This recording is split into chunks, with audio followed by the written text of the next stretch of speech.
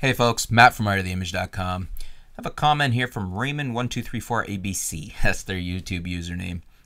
Comment or question. This is in regards to a Nikon D7200 video I did, and he says, I'm from a Nikon D3300 and thinking of the D7200 for an upgrade. Hope it's good. So what I wanted to say here was, I wanted to give you some clarification. Don't be expecting a huge difference in image quality, because essentially the D3300 is essentially the same sensor. They're both very good sensors. They're both very, very good. I'm not knocking either of them. I just want you to be aware that I don't want you to buy the 7200 thinking all of a sudden you're going to see amazing image quality difference, because I don't think you're going to see that at all.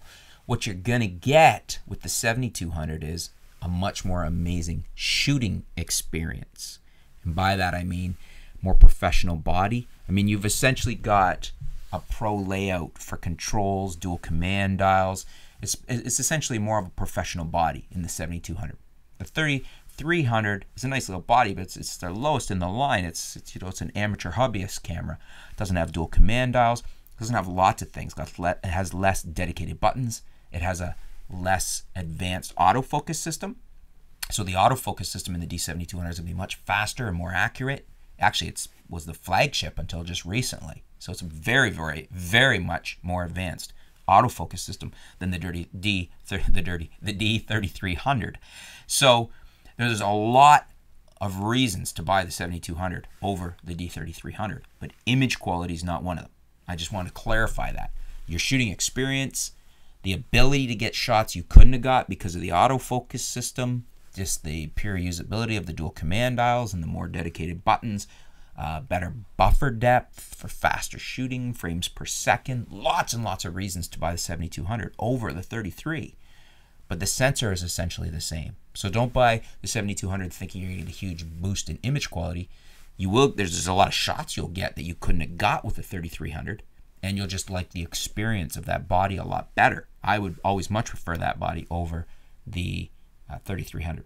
Now, also, if you want to save some money, the 7100 is essentially the same camera, just doesn't have quite as good speed on the buffer depth for shooting.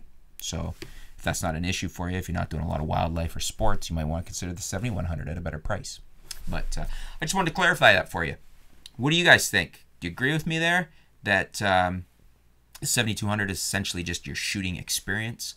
I mean, I think if you look at specs and look at tests, you'll see the image quality essentially the same. But let's hear your feedback. Always interested to hear your feedback. Let Raymond know what you think. If you're a 7200 shooter that's moved into that camera, or a 7100 shooter from the 3300 or the 3200, let us know your feedback below. Let's give them some user experience on somebody that's done the same thing. Thanks for your question, Raymond. Thanks for tuning in, folks. Stay tuned. We'll be back soon here at artoftheimage.com.